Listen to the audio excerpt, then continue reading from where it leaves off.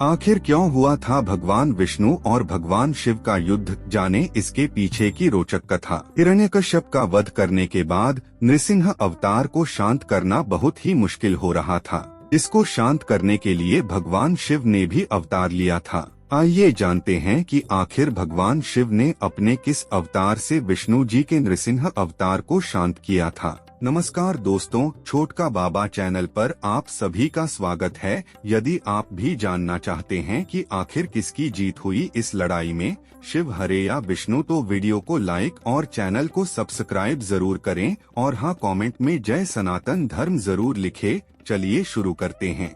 हिंदू धर्म में होली के त्योहार का बहुत ही खास महत्व है। होली से एक दिन पहले होलिका दहन किया जाता है और होलिका दहन बुराई पर अच्छाई के रूप में मनाया जाता है। दरअसल पौराणिक मान्यताओं के अनुसार होलिका दहन भगवान विष्णु के भक्त प्रहलाद और उनके पिता हिरण्यकश्यप के बीच संघर्ष पर आधारित है और आखिरी में हिरण्यकश्यप का संहार करने के लिए भगवान विष्णु ने नृसिंह अवतार लिया था। लेकिन हिरण्यकश्यप का वध करने के बाद नृसिंह अवतार को शांत करना बहुत ही मुश्किल हो रहा था। ऐसे में नृसिंह को शांत करने के लिए भगवान शिव ने भी अवतार लिया था। आइए सत्यार्थ नायक की महागाथा किताब के जरिए जानते हैं कि आखिर भगवान शिव ने विष्णु जी के नृसिंह अवतार को कैसे शांत किया था।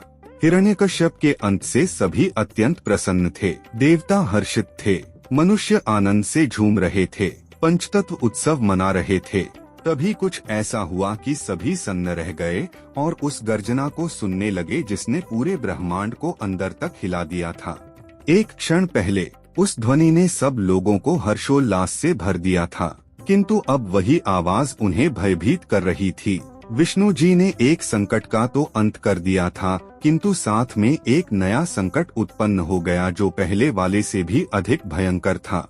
ऐसा प्रतीत हुआ कि भगवान विष्णु मूल रूप में लौटने के बजाय नृसिंह रूप में ही रह गए थे। वह अब भी गुस्से की अवस्था में थे, जिसमें उन्होंने असुर को मौत के घाट के उतार दिया था। ऐसा लगा कि उस नृशंस वध ने नृसिंह अवतार को और भड़का दिया था। वे उग्रता से आगे बढ़ रहे थे, मानो सब कुछ नष्ट कर देंगे। उनकी गर्जना से ब्रह्मांड कांप उठा था और वह भयभीत थे कि कहीं भगवान नृसिंह उन्हें चीर न डालें।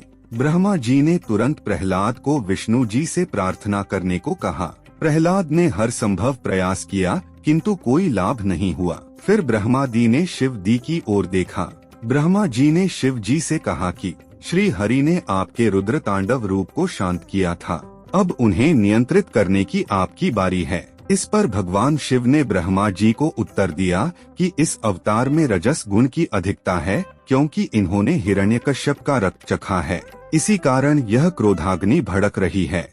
यदि हमने इस देह को नष्ट नहीं किया तो श्रीहरि सदा के लिए इसी हिंसक रूप में रह जाएंगे।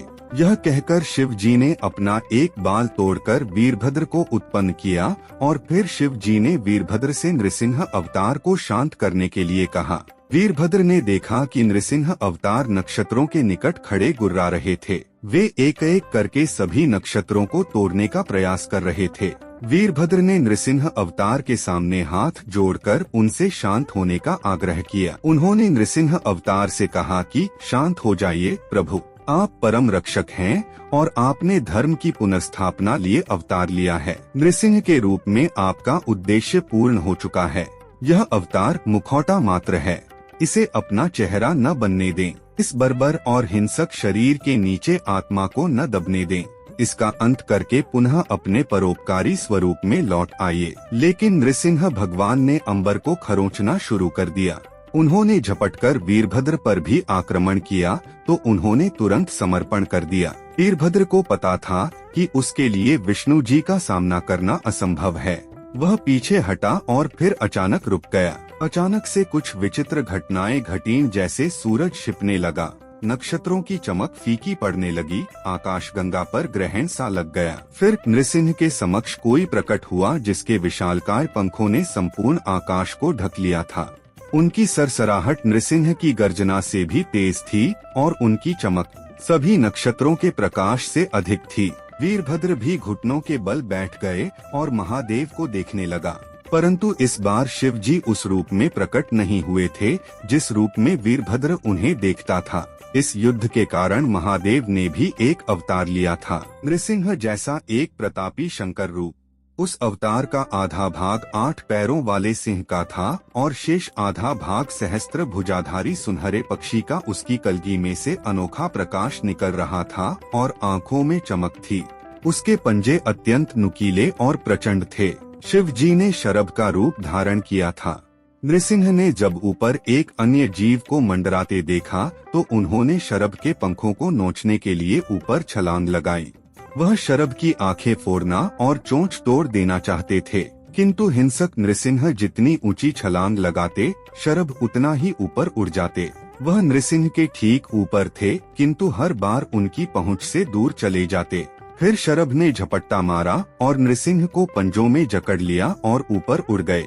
हर लोक से ऊपर, हर आयाम और हर संभव क्षेत्र से पार, ब्रह्मांड के सर्वोच्च शिखर से भी ऊपर पहुंचकर शरभ ने नृसिंह को छोड़ दिया। ब्रह्मांड नृसिंह को पृथ्वी की ओर गिरता देख रहा था। वह विशाल उल्का की भांति तेजी से नीचे गिरते चले गए। नृसिंह अवतार जैसे ही धरती से टकराया, वह आवेश की मुद्रा से बाहर आ गए।